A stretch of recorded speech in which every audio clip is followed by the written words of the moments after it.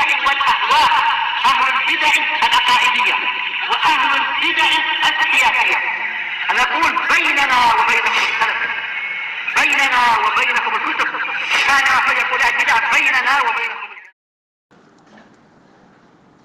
Bismillahirrahmanirrahim. Alhamdulillah wassalatu wassalamu ala rasulillah wa ala alihi wa sahbihi wa ba'd. Kita akan membaca Kitab Bulughul Maram yang ditulis oleh Al-Hafidz Ibnu Hajar Al-Asqalani rahimahullah taala. Masih di kitab shalah tentang bab sifat shalah. Ini bab tentang sifat salat. Disebutkan pada pertemuan terlewat bahwa ketika kita takbiratul ihram, ya, untuk kemudian mengangkat kedua tangan, boleh takbir dulu kemudian mengangkat tangan, atau mengangkat tangan dulu kemudian takbir, atau bersama-sama. Kemudian disebutkan bahwa kita mengangkat tangan paling tingginya adalah sejajar dengan furu' udhunai, yakni furu' adalah bagian yang paling atas dari telinga ini. Itu tangan kita sejajar dengan itu. Riwayat yang lain adalah sejajar dengan apa? Dengan bahu. Ya, dengan bahu kita ini. Kemudian yang paling tinggi adalah tadi disebutkan. Kemudian juga untuk tangannya itu dibentangkan, kemudian direkatkan antara jari dengan jari yang lain.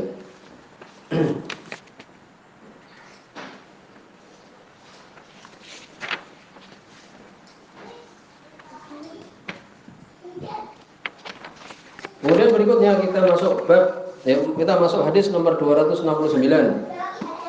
Ini tentang meletakkan tangan kanan ke tangan kiri. Wa an Wa'il bin Hujr radhiyallahu anhu, dari sahabat Wa'il bin Hujr radhiyallahu anhu. Ya, hadis ini tambahannya nanti yang dhaif. Qala, beliau mengatakan, "Shalaitu ma'an Nabi sallallahu alaihi wasallam." Aku salat bersama dengan Nabi sallallahu alaihi wasallam.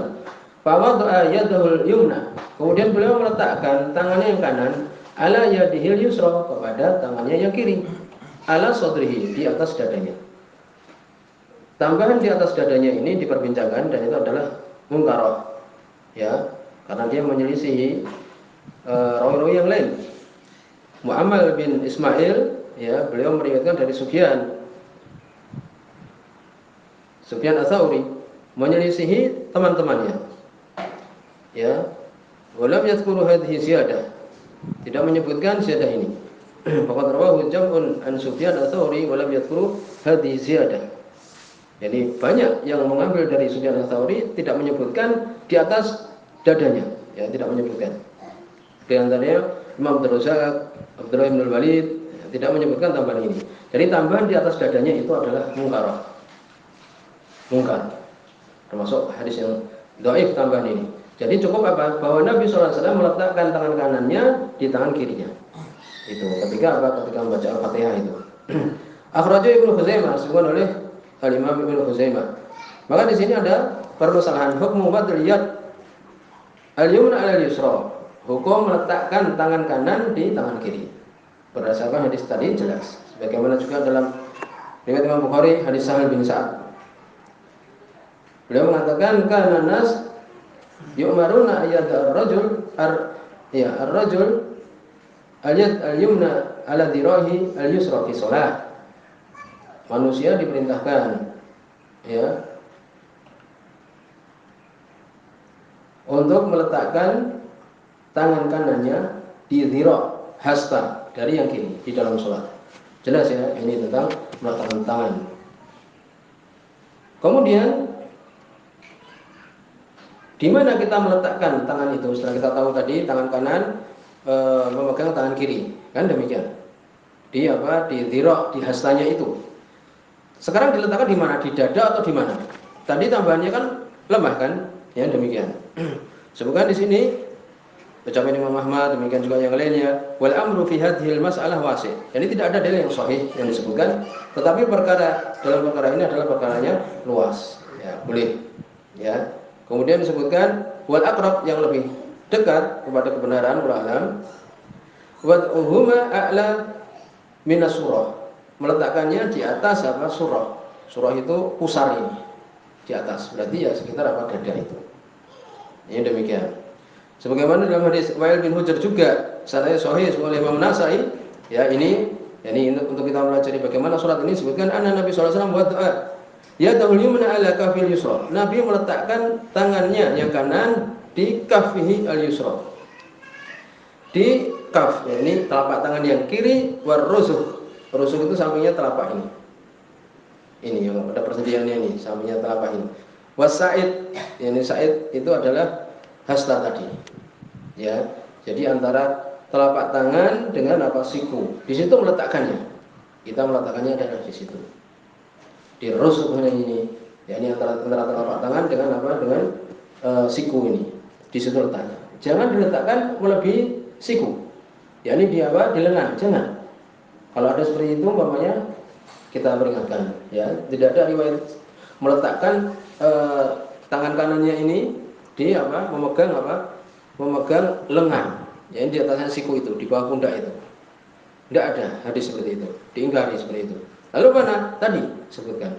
Ya, di antara telapak tangan sampai apa? Sampai puncaknya itu siku sudah, itu paling puncaknya. Naik lagi, ya ini sampai ke lengan, maka ini tidak ada hadisnya. Sebagaimana tadi hadis Wa'il bin Hujr tadi. Rusuk tahu, rusuk itu adalah ini, yang tulang ini, persendian ini antara telapak tangan sampai siku itu, antara itu. Kemudian ada permasalahan setelah ruku, ya, setelah ruku. Adapun ketika kita membaca Al-Fatihah jelas ya, kita meletakkan tangan kanan ke tangan kiri di atas apa? Di atas pusar. Maksudnya di atasnya gitu loh, di atasnya ini sekitar dada juga. Nah, ini ketika apa? Membaca Al-Fatihah. Setelah ruku, bagaimana ini terjadi perselisihan? Kita perhatikan sebagian teman kita ya ini meletakkan tangannya sebagaimana baca Al-Fatihah, ya kan? Itu adalah pendapatnya para ulama, diantaranya juga yang belakangan adalah Syekh bin Baz, demikian juga Syekh Utsaimin. Ya, berdalil apa? Hatta tarji'al idham ila mafasiliha, sampai kembali tulang-tulang itu di persendian-persendiannya. Sebenarnya ini tidak ada dalil ini bahwa itu menunjukkan apa? Seperti ketika membaca Al-Fatihah. Dan pendapat yang rajih ulama, ya di situ mendapat Syekh Albani, demikian juga Syekh Mubil, yaitu apa? Seperti sebelum sholat, irsal. Ini di ketika iktidal itu tangannya adalah setelah ruku itu tangannya adalah dilepaskan itu. Karena dari tadi juga, ya demikian juga disebutkan tidak ada di situ penjelasan para sahabat, ya tidak ada. Kalau kita perhatikan di situ tidak disebutkan di mana meletakkan tangan itu. Ketika membaca Al-Fatihah disebutkan, wa asna'ur ruku', ketika ruku' disebutkan tangan kita yakni memegang apa? Telapak tangan memegang lutut. Ketika sujud juga disebutkan, wa sakata 'ala halihima ba'da ruku'. Tidak menyebutkan setelah ruku'. Nabi tidak disebutkan oleh para sahabat. Ya. Mimma yadullu 'ala annahu laysa lahu mahalatan tukhalifu ma 'alaihi hayatul insan qabla shalah. Menunjukkan bahwa apa? Tidak ada di situ halah, tidak ada di situ keadaan yang menyelisihi hayat seseorang sebelum sholat, yaitu irsal itu. Jadi seperti itu. Itu diriwayatkan oleh Syekh Albani, demikian juga Syekh Mubil. Bahkan kita mendengar bahwa Syekh Albani mengatakan bid'ah itu dengan apa? Seperti membaca Al-Fatihah itu tangannya. Wallahu a'lam. Tapi keduanya adalah istihad mereka para ulama. Ya.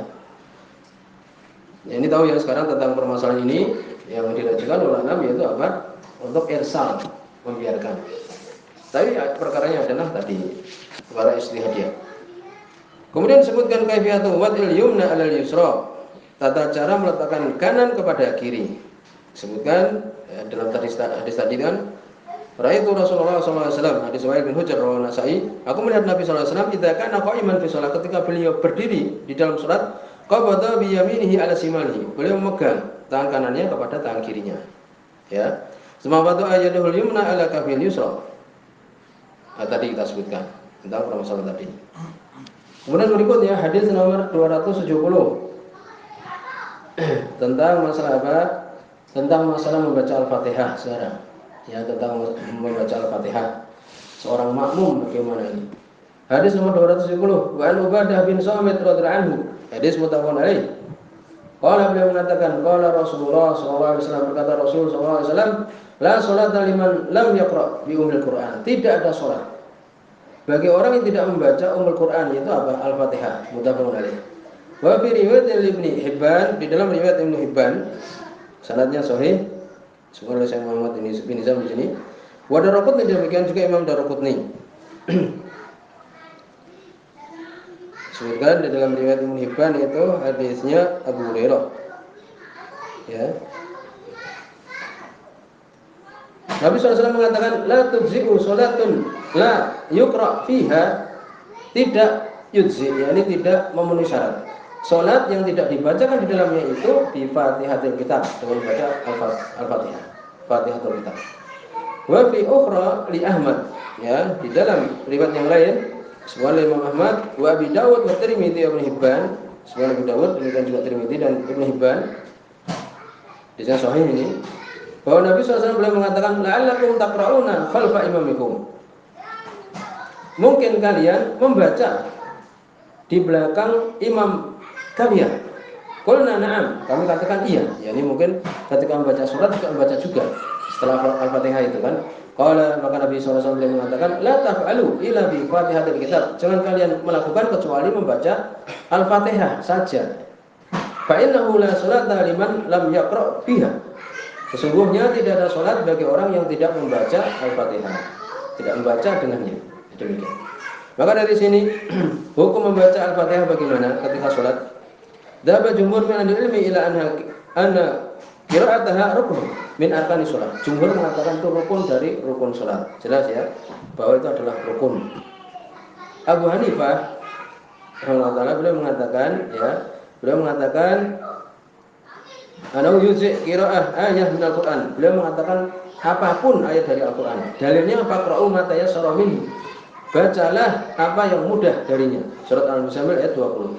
Tapi kan ini dijelaskan dengan apa? Hadis tadi kan. Ya, ini demikian. Jadi tetap itu adalah apa? Rukun. Tidak membaca Al-Fatihah maka apa? Salatnya batal. Sekarang berikutnya. Apakah membacanya setiap rakaat?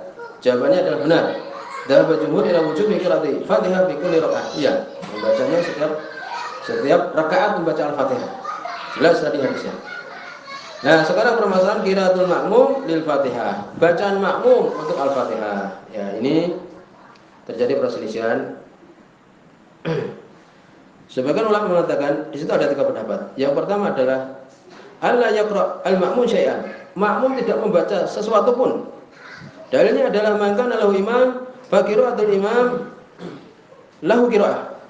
Barang siapa yang dia punya imam, maka bacaan imam maka untuk dia bacaan juga. Ya, hadis ini atau yang semana dengan ini Syalbani beliau mensyaitan. Tapi ini adalah dhaif. Ya, di situ ada Jabir bin Yazid Al-Ju'fi. Jadi itu akan sebagian mengatakan kadzab. Sebagian ada yang menguatkan dengan hadis yang lain. Maka di sini terjadi perselisihan. Ini pendapat Abu Hanifah. Ya, di situ ada ulama seperti Zailai punya buku Nasbur yang membela dengan kuat pendapat Abu Hanifah ini. Pendapat yang kedua, makmum yaqra' fi sirriyah wala yaqra' fil jahriyah. Ketika sendirian, ketika sirriyah, yani ketika salat zuhur membaca, ketika salat jahriyah seperti maghrib, ya, tidak membaca. Dalilnya apa? Wa idza quri'al Qur'an fastami'u lahu wa ansitu la'allakum turhamun. Apabila dibacakan Al-Qur'an, maka dengarkanlah dan diamlah. Semoga kalian diberikan rahmat. Ini dalilnya. Ya, bagaimana sekarang? Yang benar pendapat yang ketiga yaitu apa? Anal makmum yaqra' fi shalah as-sirriyah.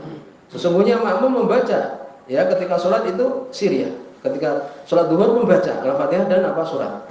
Wabil Fatihah fi sholat al-jahriyah. Ketika sholat jahriyah, sholat maghrib cukup membaca apa? Al-Fatihah. Sebagaimana hadis yang tadi disebutkan dan ini insyaallah yang rajih. Ya, ini yang rajih. Ini kita lakukan dan ini pendapat Imam Syafi'i, Ashabu Syafi'i ya sebutkan demikian juga mazhab Imam Bukhari. Adapun yang tadi ketika jahriyah tidak membaca itu pendapatnya Imam Malik, Imam Ahmad. Demikian disebutkan. Tapi yang benar tadi kita sebutkan, ya.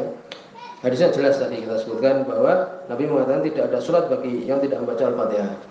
Sampai di sini subhanallahumma bihamdika asyhadu an la ilaha illa anta astaghfiruka wa atubu ilaik.